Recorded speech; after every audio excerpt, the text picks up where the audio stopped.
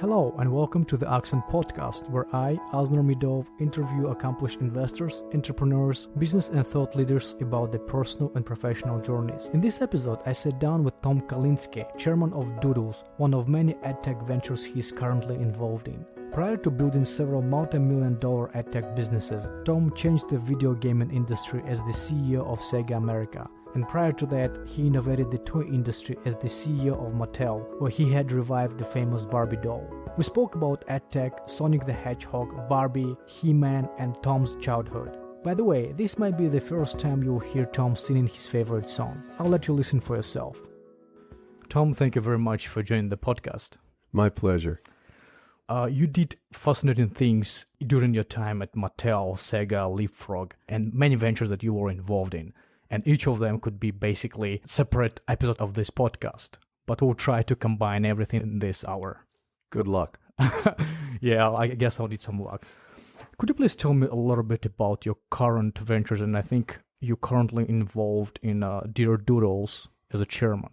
Yes, I'm chairman of Dear Doodles. And Dear Doodles, what we're trying to do is create a brand that teaches kindness, empathy, inclusion, and anti-bullying, really.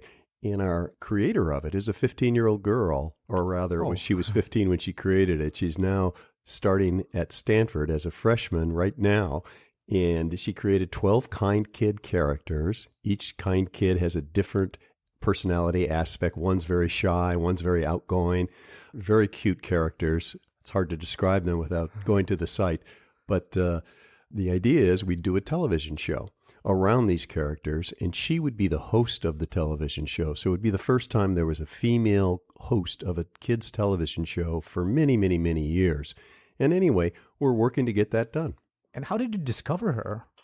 A friend of mine who was with me at SEGA lived near her here in Silicon Valley, and met her and saw what she had written and saw what she had drawn, and thought it was very interesting and that it could possibly turn into a brand. And she introduced me to her and to her parents, who were both here in Silicon Valley. And I got intrigued with the idea of, certainly in these times, we could use a kids' television show that teaches kindness and empathy and anti-bullying. So that's what got me interested in it. You seem to be involved in EdTech quite a bit. Yes. And I remember the time when EdTech wasn't considered to be the hot industry.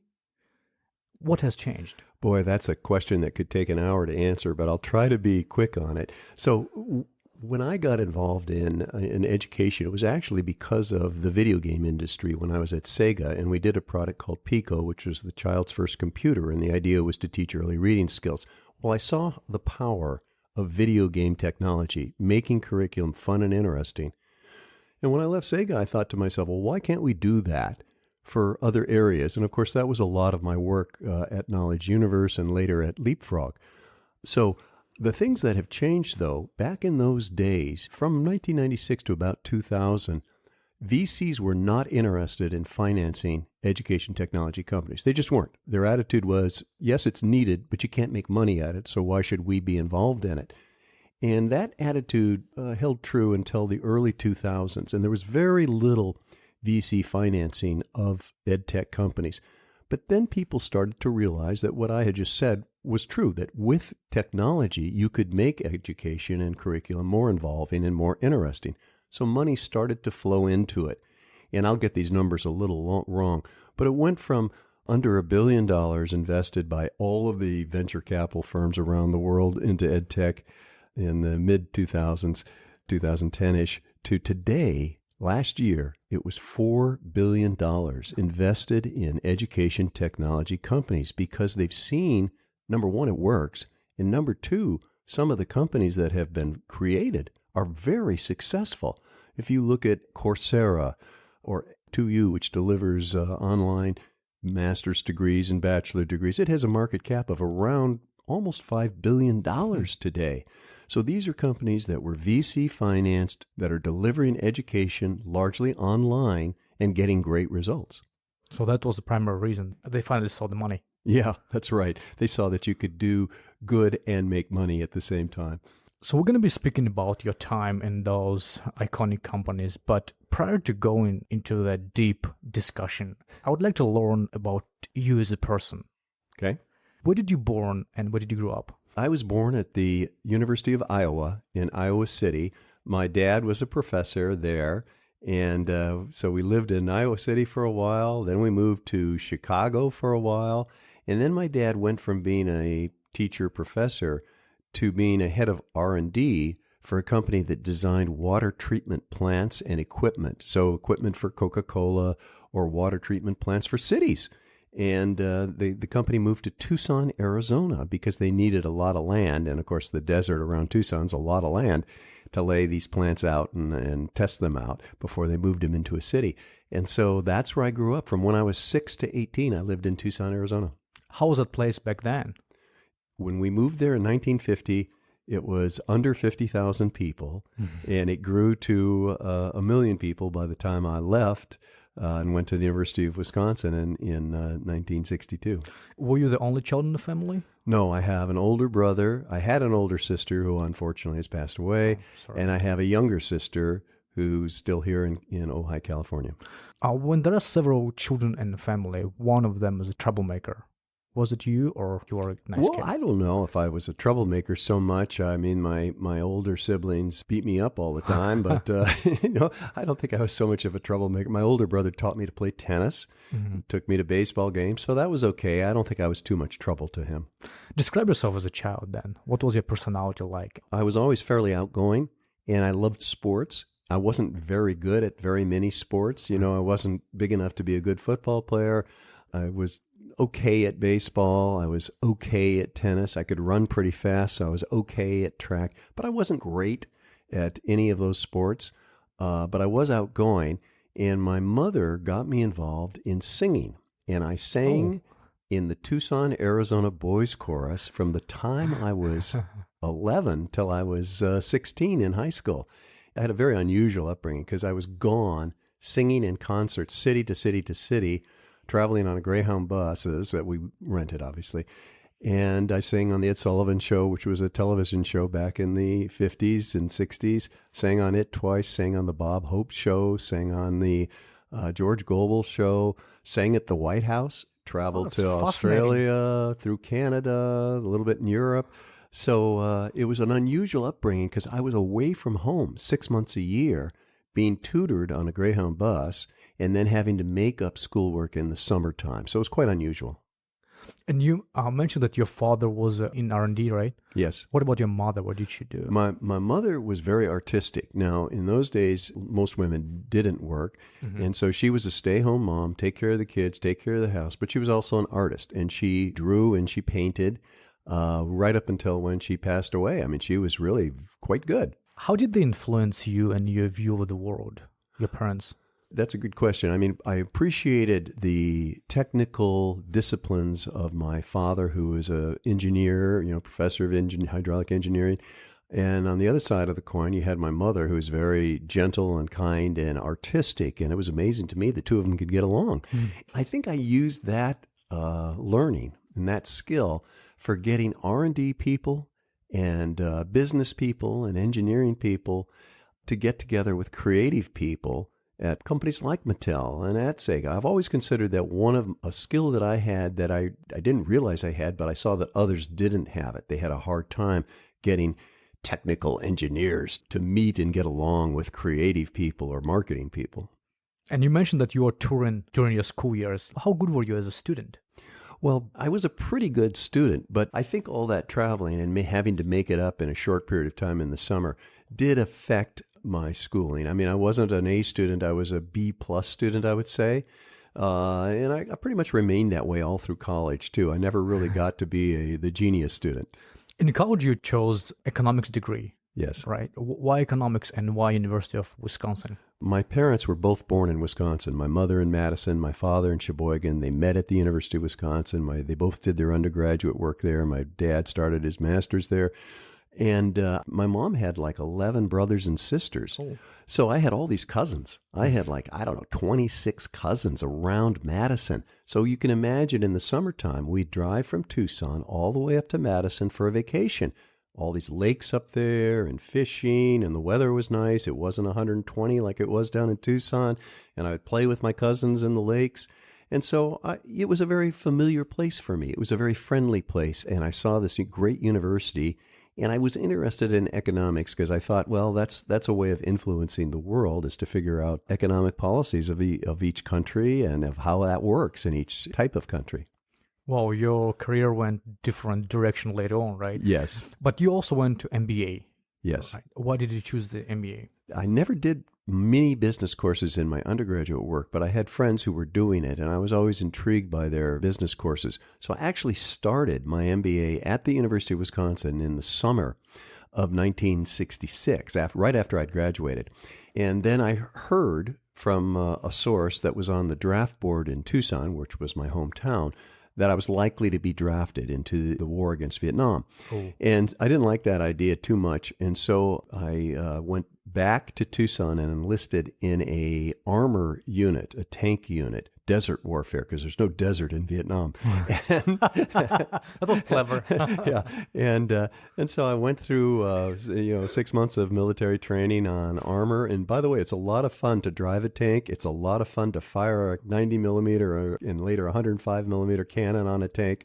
They're very accurate. So it was like playing with really big toys. And then later I saw a notice that they were looking for military intelligence people who had degrees, interestingly, in economics. And so I applied and I transferred into military intelligence. And so I became a military intelligence guy and went to Fort Meade in Washington, D.C., basically, and got trained there, and then ended up Fort Huachuca for a while and back in Arizona, and then ended up in Frankfurt for a while. And so I had a very interesting military time. And anyway, story short, I ended up finishing my master's degree at the University of Arizona because that's where the unit was based. And what was your first job after graduation? I had a lot of offers, interestingly. And I chose J. Walter Thompson, which is a large advertising agency in New York City. And I chose it because they had a special group that developed new products for existing clients. And I thought that was really intriguing work. And I went to work for them, and we did a number of new products. We created Chungking frozen egg rolls for R.G. Reynolds Foods. We created some coffees for Nestle. And the thing that I'm most proud of is we worked on the creation of Flintstones vitamins for Miles Laboratories. And it was quite a great experience because we went out, we created the idea, the packaging, the advertising.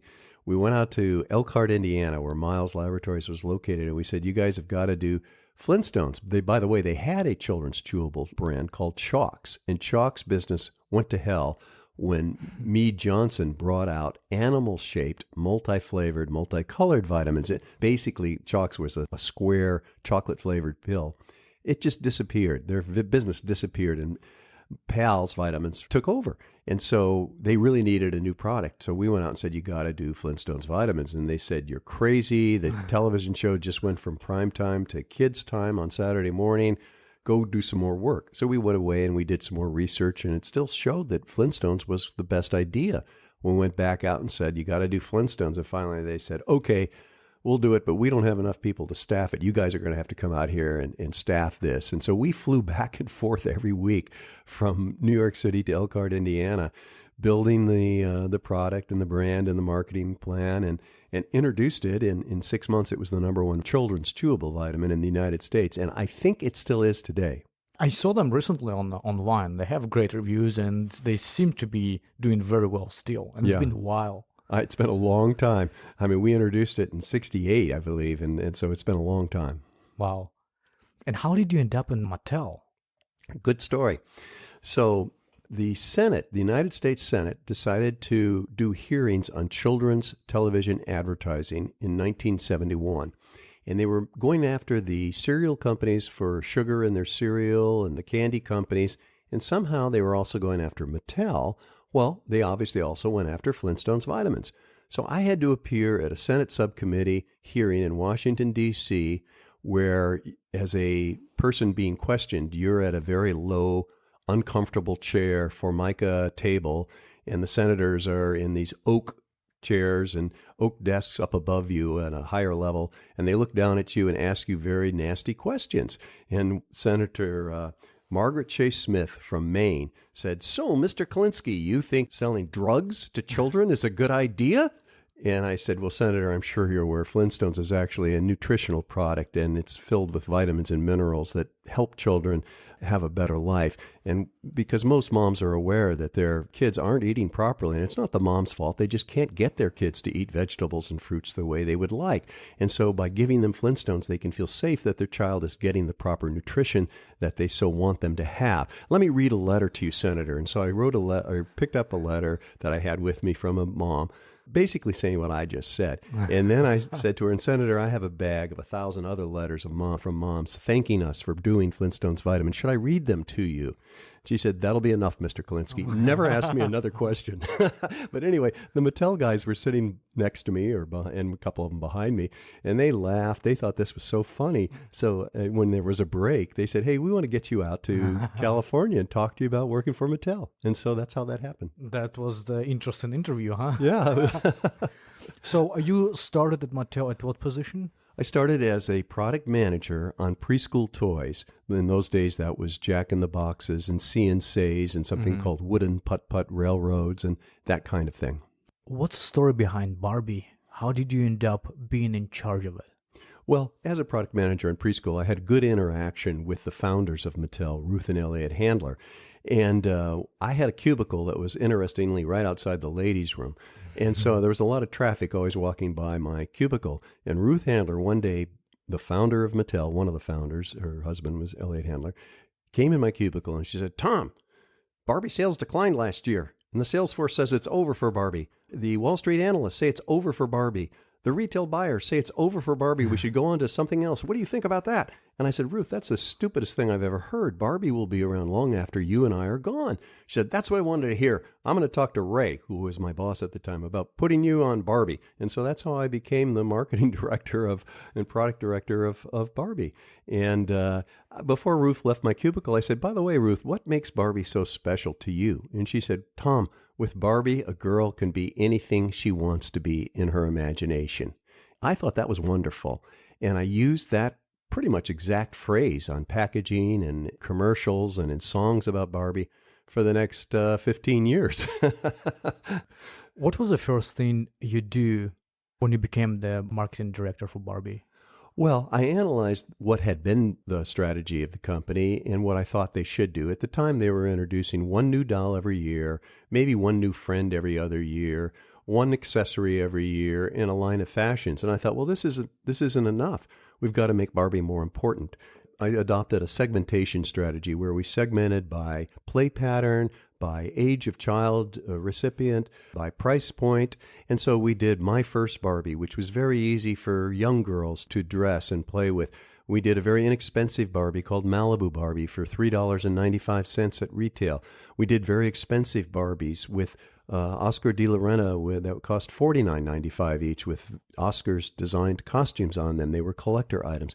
And we did occupation Barbies. So we did astronaut Barbie back in, 73 or so. I think we did a president Barbie in 76. We did veterinarian Barbie, doctor Barbie, teacher Barbie, all kinds of different occupations way, way back in the 70s.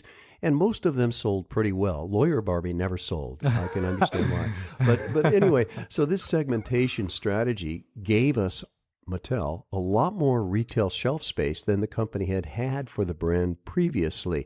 And it gave the retail buyers confidence that we were going to really stay with Barbie and make it an important product. And of course, we did all this great advertising with the Hey Girls, with Barbie, you can be anything you want to be. And that line we used for 15 years. I noticed when they stopped using it, Barbie sales started, we grew Barbie sales from $42 million to $550 million while I was working on it. And then I turned it over to a gal named Jill Barad, who grew it to almost $2 billion. And I always tease her, though, that my percentage increases were greater than hers. But anyway, it was basically that same strategy that enabled Barbie to become the super brand that it was and still is today. Although it's no longer $2 billion, it's still about $1 billion brand. Still big brand. Big brand. How receptive were the owners to your proposed changes?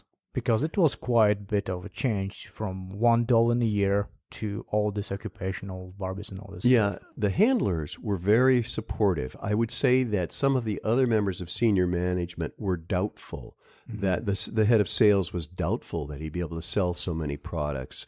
The head of manufacturing was troubled by how am I going to manufacture all this stuff and so many different SKUs, if you will, so many different products.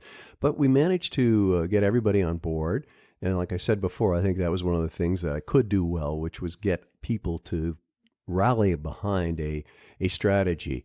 And we did it, and it worked. And of course, as it started to work, everybody claimed it as their own idea. As usually happens. Yes. Masters of the Universe. Yes. Tell us a story about that. So that's an interesting story. Mattel had a small male action figure brand called Big Jim for a few years that was actually more successful in Europe than it was in the United States, but never that successful. And meanwhile, our main competitor, Hasbro, had G.I. Joe, which was wildly successful, and they signed the license for Star Wars. So they had Star Wars, which was wildly successful. And Mattel basically had this very much declining Big Jim brand, and by the late 70s, early 80s was just about gone or was gone.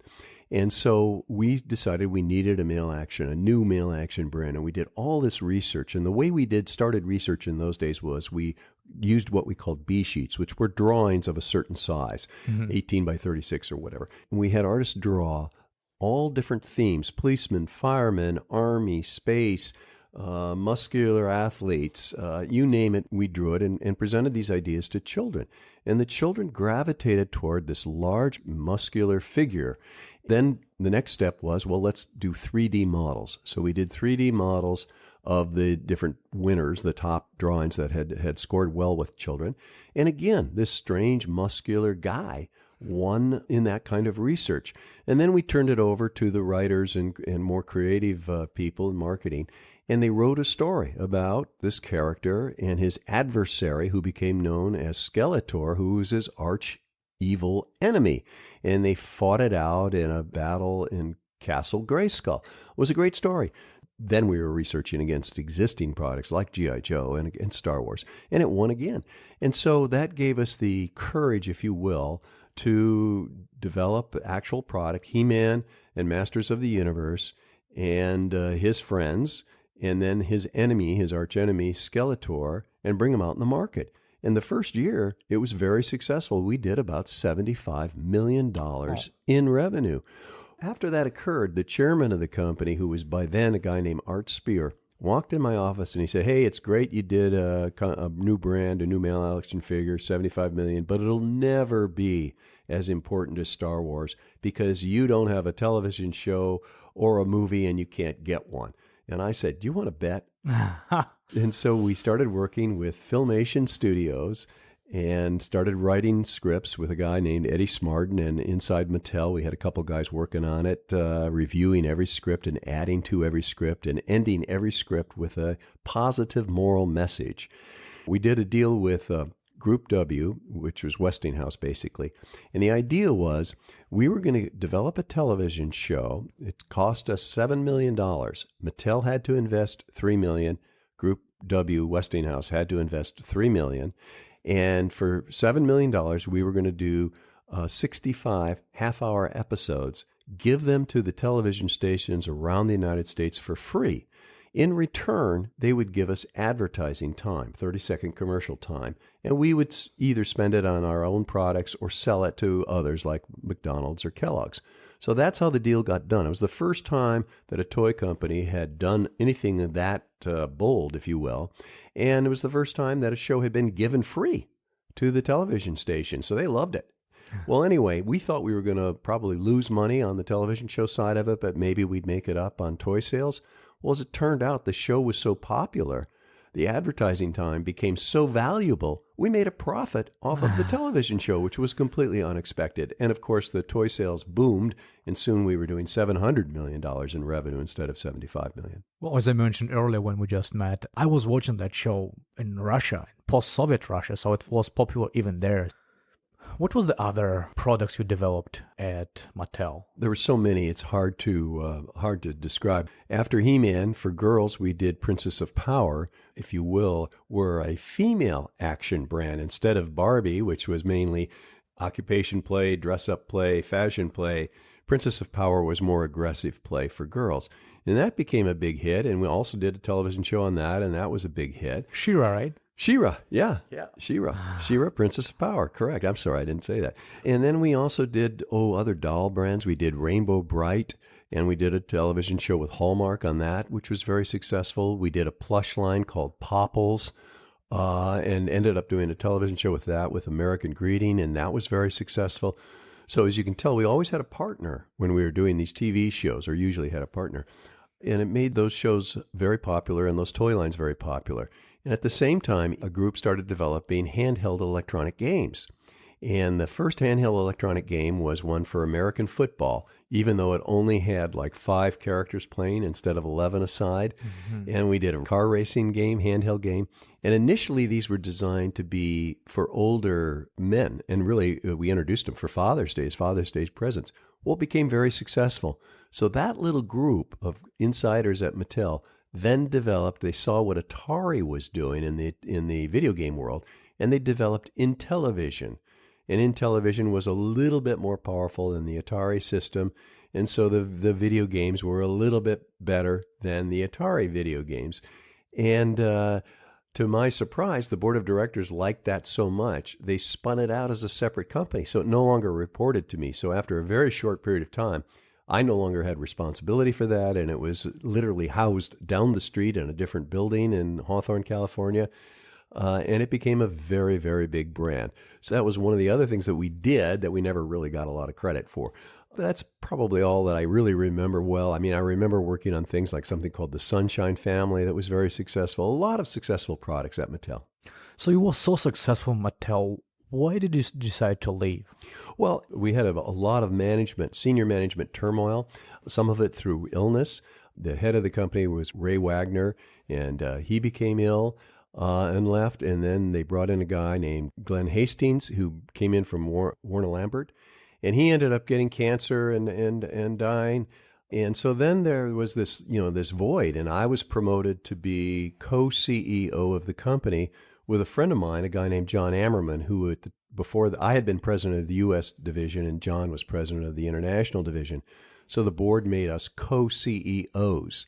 Well, co doesn't work really well. You know what happens inside a company is groups decide, okay, I'm in the Kalinske camp, or another group would say, I'm in the Ammerman camp. And pretty soon these groups are really not cooperating with each other, but really trying to outdo each other. And I didn't like that. I didn't like that atmosphere at all. And one of our vendors at Mattel was a guy named David Ye. He ran Universal Manufacturing in China, and they manufactured a lot of stuff for us. So they manufactured everything from Barbie dolls to some of our even Hot Wheels cars. And Hot Wheels, of course, was very successful as well. And so he called me up and said, hey, why don't you come work with me and let's get Matchbox toys. And it's in receivership in the UK. Let's buy it and see what we can do with this old brand. And so I thought that was a pretty good idea, and I left Mattel to join with David Ye. We bought Matchbox toys out of receivership in the UK. That's bankruptcy, essentially. And there's a reason why a company's in bankruptcy. We soon learned we had to make a lot of changes in order to revive the Matchbox brand and rebuild it, if you will. Can you give us a little background on Matchbox? What did they do? And how did they end up in bankruptcy? Yeah. So it's interesting. Matchbox was the oldest die-cast car brand. I mean, there had been others before it, one called Dinky, which actually Matchbox owned. And Matchbox toys were very realistic die-cast replicas of European cars, American cars, and very high quality. Mm-hmm. But they didn't roll very fast. And so the advantage that Hot Wheels had was Elliott Handler and some of his guys in the preliminary design area at Mattel designed an axle, a very thin wire axle that fit into a rubber plastic wheel. When they were first shown in a design conference room, the Hot Wheels cars rolled much further and much faster than Matchbox cars. And I remember the presentation where Elliott Handler said, wow, those are some Hot Wheels. And that became the name of the brand, which we built to be much stronger than Matchbox. But what went wrong inside of Matchbox was partly economic again. They were manufacturing these die-cast cars in Enfield, England. Well, as you know, the cost of manufacturing in England, or for that matter, anywhere in Europe, were a lot higher than the cost of manufacturing in the Far East.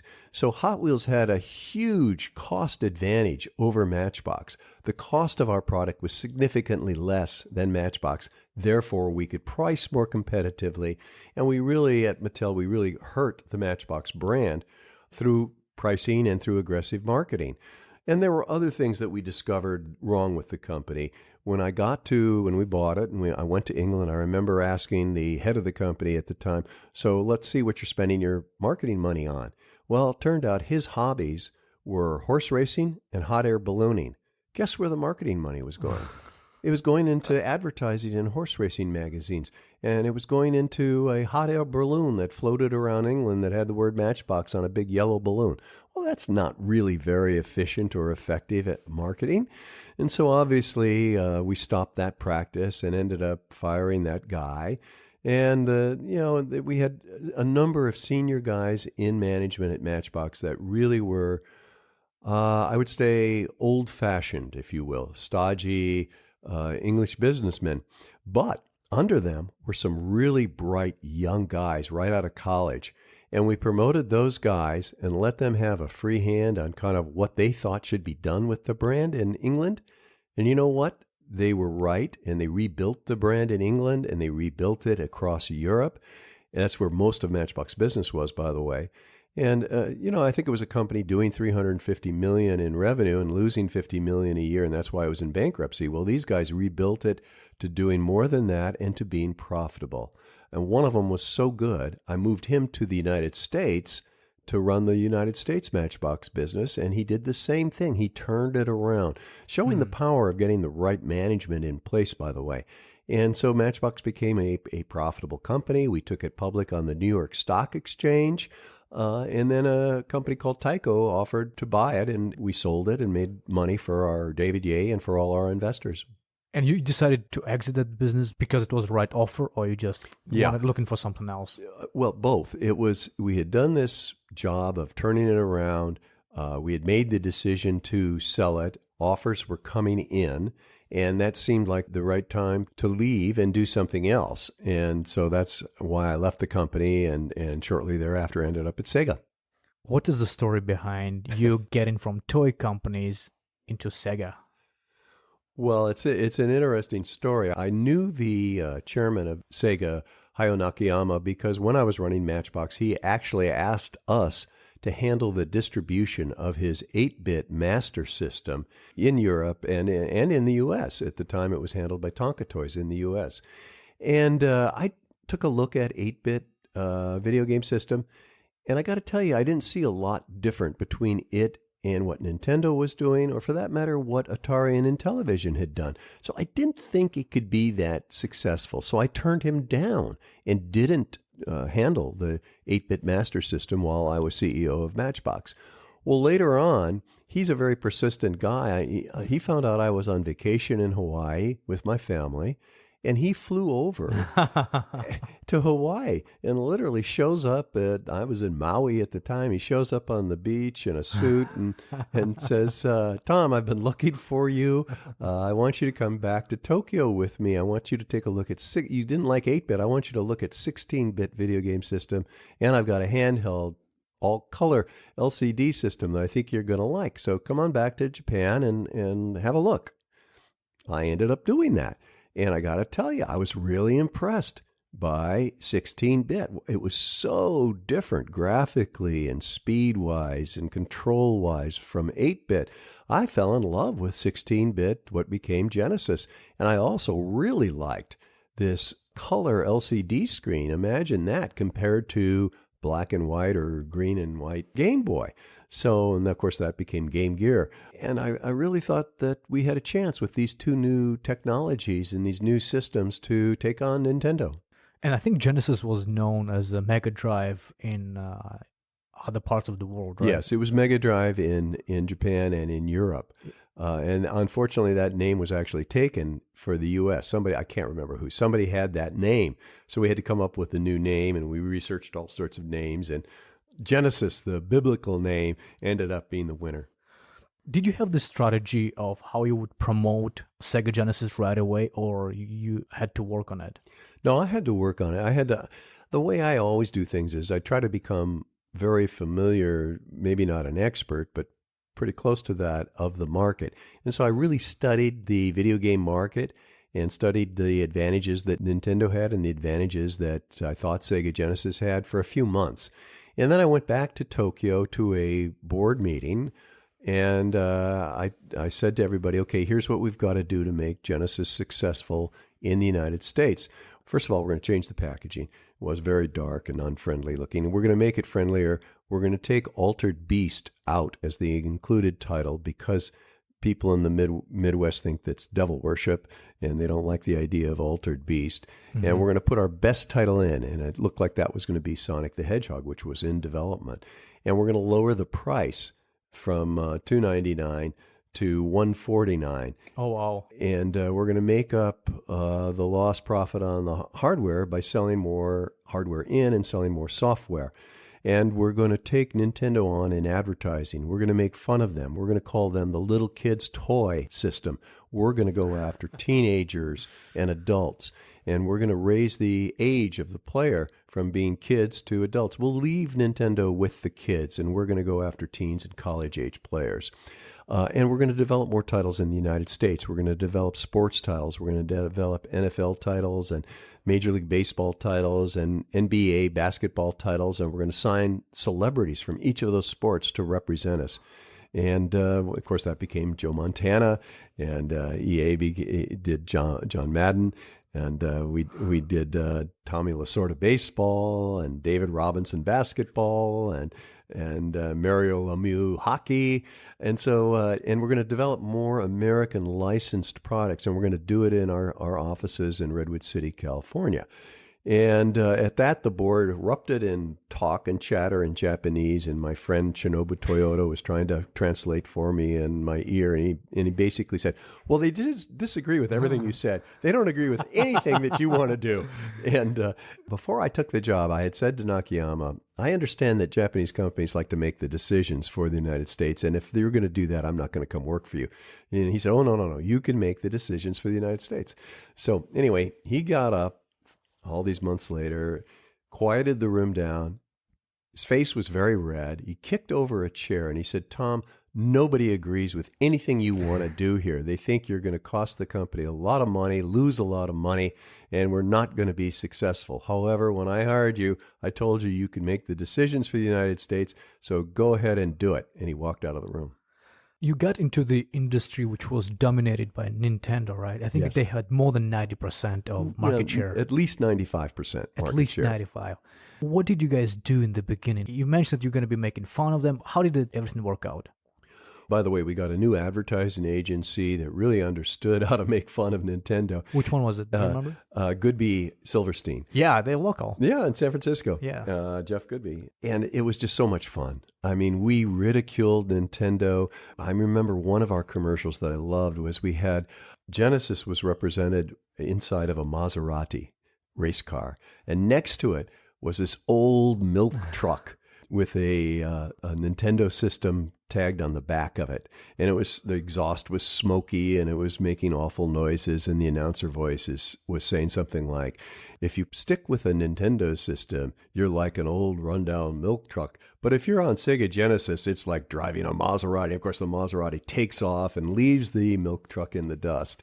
And we talked about how we had better action, faster action, better gameplay, better controls. And it was very clear we were after an older audience because that's who we were buying the media time for. So just from our advertising alone, we had commercial after commercial that ridiculed Nintendo, called them the little kids system. We were the adult system. They were for little boys. And all of that advertising really worked to our behalf. And we ended up in a very short period of time. Of course, we had a battle. We had a hard time getting distribution. You know, the retail stores, as important as there was no online, So retail was where the action was, and they were afraid if they carried Sega, Nintendo would cut off shipments of the Nintendo hardware and Nintendo software to them.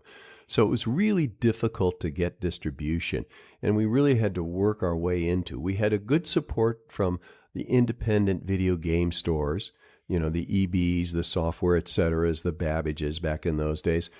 And we had good support from Toys R Us. But the Targets were really afraid. The Walmart was the toughest. They were just terrified that if they took on Sega, Nintendo would not ship them product. So it was a very hard battle to win. But eventually we got everybody on board, and eventually we ended up outselling Nintendo very dramatically and passed them in 93 in share of market. I've read the story how you were convincing Walmart to take Sega on. Could you refresh there? Sure. You have to understand, I came from Mattel, where we had a very close relationship with Walmart. I personally had a very close relationship with Sam Walton, the founder of Walmart. I used to fly around. He was a pilot, too. He would fly his own plane. And he did that so he could look at the parking lots of Kmart stores and Target stores and see how many cars they had versus how many cars were in a Walmart parking lot. And so I really knew senior management very, very well. And it hurt my feelings and my business sense that Walmart would not carry Sega. So I started a campaign to get into Walmart. And what I did was, after being turned down, we rent a car back to Highway 41, and I saw a strip shopping mall with an empty store in it. So I rented that store and put a big sign up saying, "Come play Sega Genesis for free," and put as many Sega Genesis and TVs, large screen TVs at the time, as big as they were, in the store. And then I started radio advertising and TV advertising. That was our typical Sega's better than Nintendo, Nintendo's for the little kids, Sega's for the teens, college market. And I bought every billboard in and out of Bentonville, Arkansas. And down the road is the University of Arkansas in Fort Smith. I bought the seat cushions there and put a big Sega on one side. So when people would hold up the cushions or placards in a football game, you'd see Sega all over the football stadium.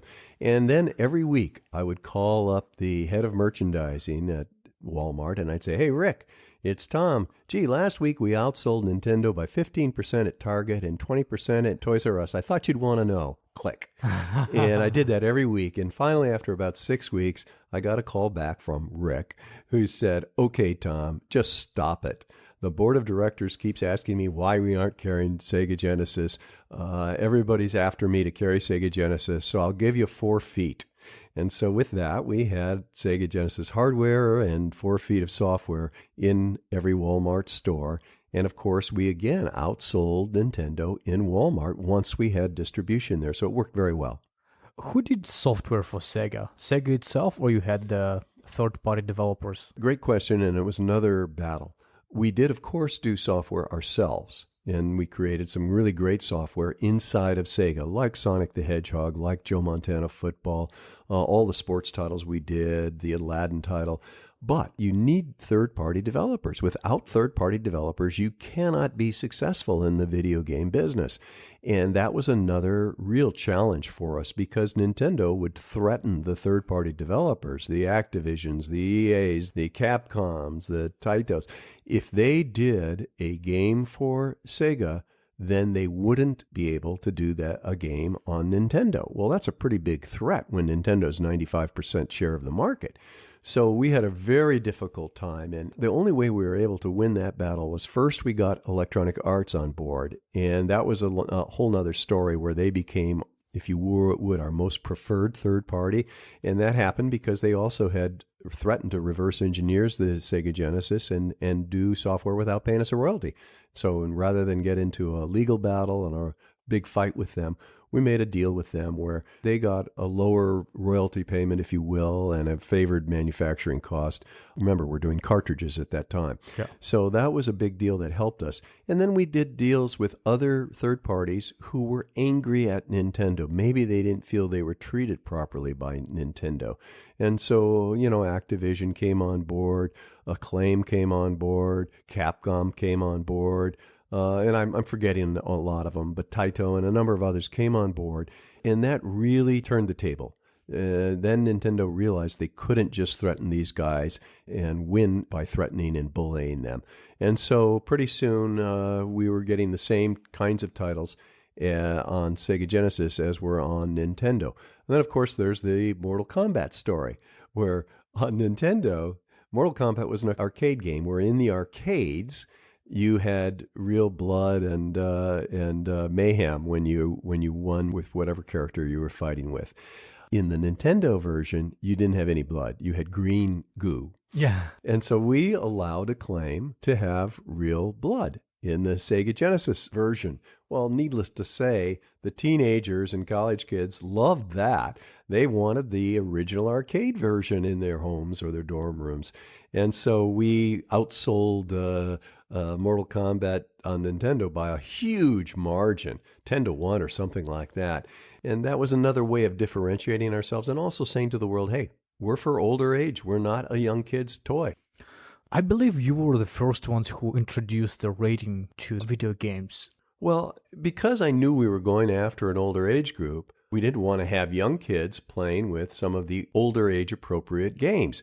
And I initially went to the movie industry. They already had the PG, the R, the G rated films. And I went to the movie industry, and a guy named Jack Valenti ran it at the time. And I said, Jack, we'd like to use your rating system on our video games. And he basically poo-pooed the idea. He said, no. Well, the video game industry is this tiny little business. We don't want to have anything to do with you guys. And so we had to develop our own rating system. So I hired a guy named Arthur Pober, who was a professor out of New York, who had done some work for the toy industry. So I knew him. And he put together a board of sociologists, child development experts, psychiatrists, educators, and they developed the rating system that we used inside of Sega. And that rating system became the Sega rating system. And so we had our G, our T for teen, our T13 for teens that were older than 13. We had our M for mature. We had an all-audience one, an A rating.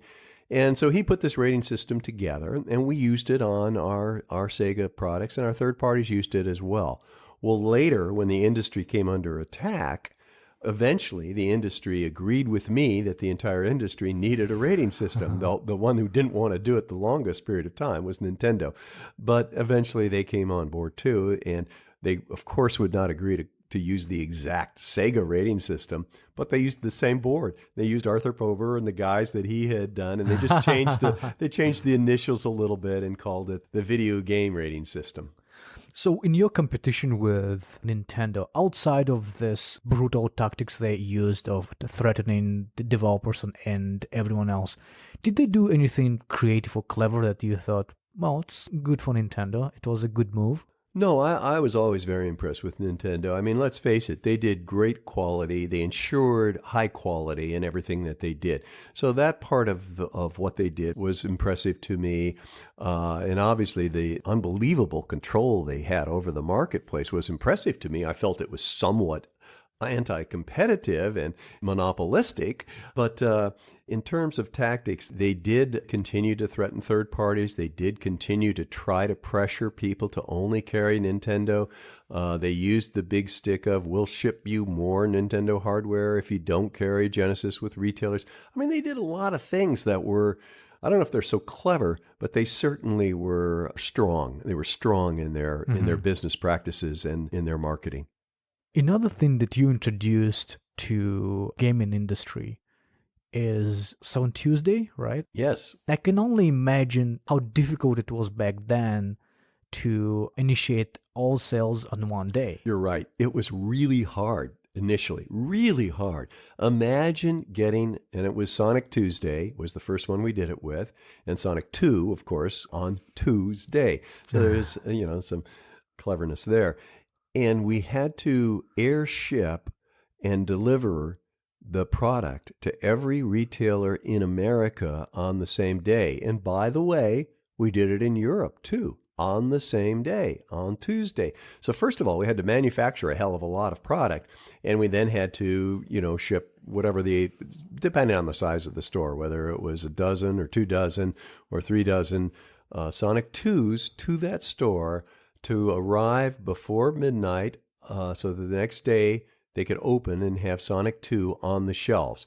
And we did a deal with Emery Air Freight. And it was the first time Emery Air Freight had ever done anything like this. The CEO of Emery Air Freight, by the way, lives here in the Bay Area. I got to know him, David Beetson. And he still talks about how this was such a difficult thing for them to accomplish. And of course, it was very difficult for us too, to make sure we got the products to them and to all these different Emery Air Freight locations so they could ship every store in America and Europe on the same day. But it became then the way of introducing a new video game. Do it on Tuesday. And so that's what's been happening ever since. Why did you choose Tuesday? Is it because Sonic 2? Yes, because of Sonic 2, Tuesday. Very interesting. And what was your relationship with Japan, SEGA Japan, after they saw how successful you were? Yeah, it was quite interesting. Initially, boy, they loved us. You know, I mean, I would fly back to Tokyo and everybody in middle management wanted to go out to lunch or dinner, have drinks. I mean, it was a great relationship. They all wanted to help us and everything was rosy. But you can imagine what happens. So here we are in the United States.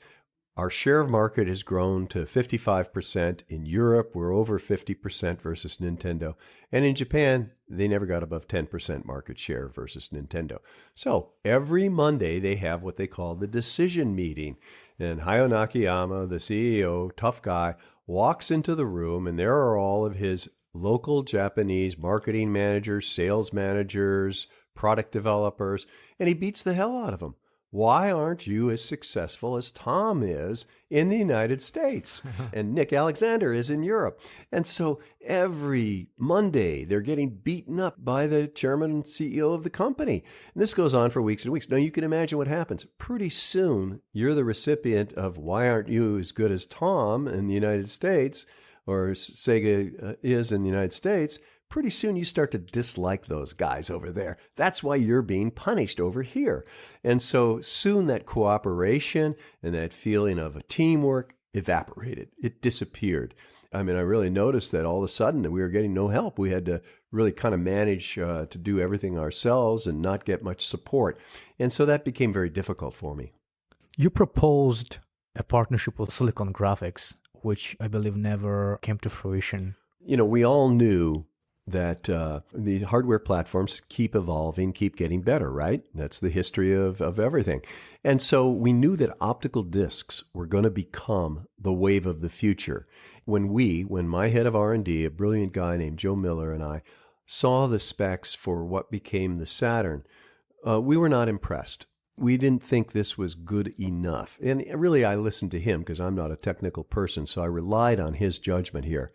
At the same time, I'd gotten to know the chairman and CEO of Silicon Graphics, and he called me up and said, hey, we've got a brilliant developer here, Jin-Sun Wang, who, by the way, now runs NVIDIA, and he's developed a chipset we think is really good for video games. Why don't you come take a look at it? So Joe and I went over there, and we looked at it and saw this presentation, and we thought, wow, this is really good. This is better than what is going to be in the Saturn. And so we called up Japan and said, you guys got to come over here and take a look at this. By the way, the chairman of Silicon Graphics at the time was Jim Clark. Oh, yeah. And so our guys came over and they looked at it and they went in a room and talked and they said, no, it's too big of a chip. In manufacturing, there'll be too much waste, too much throw off in the manufacturing process. We don't think it's right for video games. It's probably better for movies. Stuff like that. And so we didn't do the deal with Silicon Graphics and Jim. And later he called me up and he said, well, what should I do? And I said, well, there is this other company in Seattle you might want to talk to. And so he did, and that became the chipset that went into the next Nintendo system. So that's the story of Silicon Graphics. And it was Nintendo 64, I believe? Yes. And it was a big hit, right? Yes, it was. Yeah. And Saturn didn't do too well. No, and that was about the end of my time at, there was one other story. I mean, I was really not in favor of Saturn. And so I tried to do a deal with Sony. You know, we had been working with Sony on our CD-ROM attachment to the Genesis. Again, knowing that cartridges were not going to be the medium of the future, CD-ROM, optical discs were.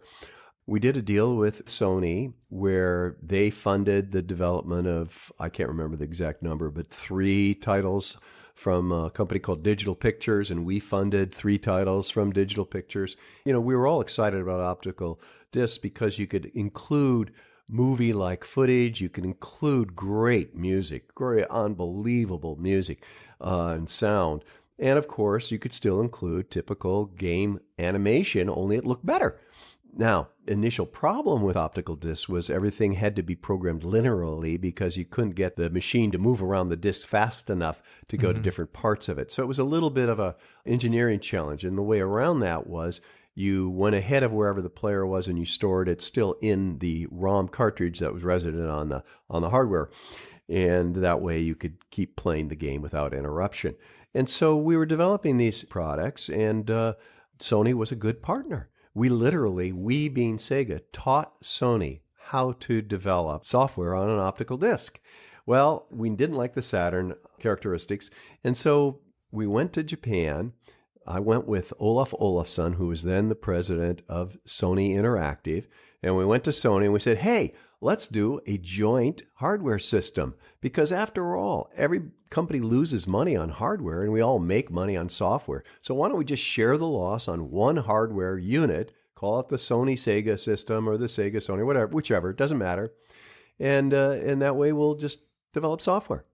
And Sony management liked the idea. We went to Sega and Hayao Nakayama said, what are you, crazy? I don't want to do business. Those guys don't know anything about the video game business. And so we turned the deal down, which to me was the dumbest thing in the world. And I've always blamed myself for not being persuasive enough to convince him to do that deal. Because obviously the world would be a very different place today had we done that deal. And I was convinced because we still were better at developing software, this was going to be a huge win for Sega because we knew how to do software. We could turn out more hit titles than Sony was going to be able to, and therefore we'd make a lot more money and we'd share the loss on the hardware. This is a perfect deal. Couldn't get it done. So then I decided I just can't do this anymore. I got to leave. So just to be clear with listeners, Sony then decided to go by themselves and created Sony PlayStation. Yes. Wow, that's crazy. Well, I guess that was the last thing you wanted. It was the last straw. Yeah. And you resigned, or what was your... Yeah, at the time, I did resign. It was about, I think, April or May or June of that. Oh, no, it was June of that year. Oh, and the other thing was I was told I had to introduce the Saturn, that June show, CES show. I had to introduce it early, even though there was limited quantities of hardware and very limited quantities of software. And this was another dumb mistake, and it was really dictated by Japan. They wanted to get into the market ahead of Sony, and I thought it was just a bad idea, but I had to do it, and so I did it. Even though right when I did it, I had resigned, and they said, "Well, you have to stay with the company and through I think September or October," which I did do. But at the time, I had gotten an offer from Larry Ellison, the founder of Oracle, and Mike Milken, the famous financier, to form a new company to use technology to improve education. I really liked that idea for a number of reasons, and so that was the end of my time at SEGA. You were referring to Knowledge Universe, right? Yeah, initially a company was called Education Technology, but later we changed the name to Knowledge Universe. And what did Knowledge Universe do? So we had a lot of capital from Mike and Larry. Mm-hmm. We had $250 million invested from each of them, so $500 million. And the goal was to transform education, whether it was education for young children or teenagers or college or adult education, through the use of technology. Well, I like this idea because I had seen the power of video game technology for making curriculum fun and interesting and involving for kids. And I knew it would also work for adults. So I knew that technology could have a major impact on education. And so it was kind of interesting. Our strategy was literally cradle to grave. We had this funny pie chart where we had different segments of the education market on it. And our goal was to attack all of them, which if you think about it, it's a little crazy for a startup. You're going to attack everything? Oh, boy. But that's kind of what we did. And of course, Larry was most interested in adult education, frankly. I mean, he was interested in IT training and getting more computer scientists out and software engineers and that sort of thing. Mike was more interested in young children's education, preschool education, K-12 education. And so we kind of divided our work in those areas. And I was mostly involved in the K-12 side of things. And another fella named Steve Fink was more involved in the more older age adult education areas. But we immediately bought an IT training company in the UK. At the time, it was called CRT, Consulting, Recruitment, and Training in the IT industry. And very soon thereafter, I made a deal to buy LeapFrog, which was a very small startup doing about $3 million in revenue, founded by a guy named Mike Wood. And I went in as CEO and chairman, and he stayed on as president. And we developed that company from $3 million to eventually $650 million, took it public when it was doing about $250 million. And so it was a very successful entity. And of course, we're using video game technology to make curriculum more fun and interesting for children. And then we started a company called Knowledge Beginnings, which was a chain of preschools across the United States. And it grew to become the largest chain of preschools in the world. We did many, many different things. We did 36 different education technology companies over the next 9 years. I think you also invested in K12 company, which became pretty big as well. That's a great story. A guy named Ron Packard, who worked for us at the time as kind of an analyst, he had analyzed that there was a big homeschooling market in the United States. He looked into it, and there was no one company providing really great curriculum for homeschoolers. Homeschoolers were kind of left to their own devices. They had to find the curriculum themselves. So initially, the idea was to put the best curriculum together that he could find that other companies had developed for the homeschool market. Well, eventually that grew into, he came into my office one day and he said, there's this new thing called charter schools. So we should do the curriculum for charter schools. And eventually that grew into, let's run the charter schools. And K12 became a company called Learn, LRN, on the NASDAQ exchange, a public company. And it grew to about $700 million in revenue. Oh, that's a very successful enterprise. What did you do with Knowledge Universe afterwards? Is it still around or you? No. It was started, again, as is typical with VC funds or private equity funds. They have a shelf life. They have a life of 8 to 10 years. And after 8 to 10 years, the investors want a return. They want their money back. And so after about 9 years, that was the situation. Mike and Larry wanted a return. And you can't blame them. And so we started returning the companies, if you would, the ownership of it. If they were public companies, it was easy to determine their value and return that value to Larry and Mike. If they were private companies, we had to hire an independent bank to determine their value. And we started selling many of these entities off, finding buyers for them. And that was pretty much the end of Knowledge Universe. It was somewhere around 2005 to 2010. Somewhere in that time period, we divested of all those companies. It was a very successful enterprise though, right? Yes, it was. In total, it was. We had companies, you can think about it. We were a startup in 1996. And by 2005, we had companies that were doing over $3 billion in revenue. And I guess you pretty much introduced EdTech. You actually showed the people that you can make money out of that. And maybe that's what caused the venture capitalists to jump in later on. Well, we're certainly one of the reasons, yes. I think seeing the result of Knowledge Universe, seeing the result of Coursera and 2U and many of these other companies, that certainly got the venture capital world much more interested in investing in EdTech companies than they had been before. You've been involved in many different ventures, right? Mm-hmm. And you're currently still involved in some of them. Mm-hmm. And at the same time, you have quite a big family. Yes. How are you able to find time for your family? Yeah, it's a great question. Well, we always make time for family. I have 6 children, And Karen and I are very family oriented. She's the boss. We just got back from a trip to Sun Valley where we flew all the kids in and had a nice vacation, hiking and swimming and biking and even doing some skeet shooting, which no one had done before. And so, we just do a lot of stuff together. So I have this quick blitz for you. I'll be asking you a question and you just give me a quick Okay, answer. Okay, I'll try. What's your favorite movie? Oh, gosh. My favorite movie of all time is the first Star Wars. Oh. I remember walking into that theater and that music started and the screen with all those space things flying around. That was unbelievable to me. I still get chills when I see that opening scene. Who's your favorite movie star? Right now, Bradley Cooper. Oh, really? Okay. Your favorite singer or a band? Probably NSYNC. I'm an old guy. You clearly are. Look at that. Choices. Your favorite song? You know that you're going to laugh at this. My favorite song of all time was back when I was singing in the Tucson Boys chorus, Blue Shadows on the Trail. Now, I'll bet you didn't expect that answer. No. Do you want to sing it for us? Shades of night are fallen, and the moon begins to rise, and the shadows are silhouetted against the sky. Blue shadows on the trail. Here you go. You could have been a singer, and maybe you could have joined the NSYNC.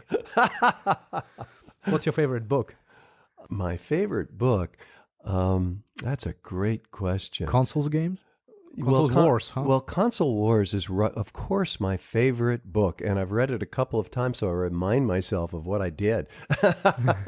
But I'm reading a book right now called The End of Democracy, which is really scary. All right. Moving on then. What's your favorite video game? My favorite video game is, of course, Sonic 2. I expected that. What's your favorite sports to watch? Football. American football. Oh, okay. Your favorite places in the Bay Area? My favorite place in the Bay Area is actually out at Half Moon Bay and on the beach there. I love that beach. I think it's fantastic. We take our dogs out there and the kids out there. Great beach. And your favorite country to visit? My wife says Italy. I say the UK. Who's a favorite historical figure? Oh, Winston Churchill. What's the first item on your bucket list?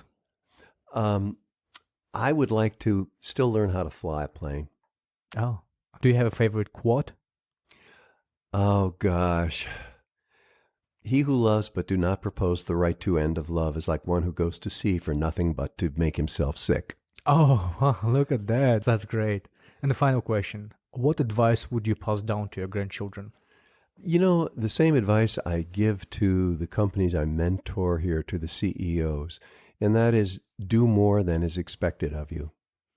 That's a great advice. Tom, thank you very much for being part of the podcast. It was a pleasure and honor. Oh, my pleasure to talk with you. It's been a lot of fun. Thank you for listening to the Accent Podcast. For more episodes, please visit theaccentpodcast.com. Until next time.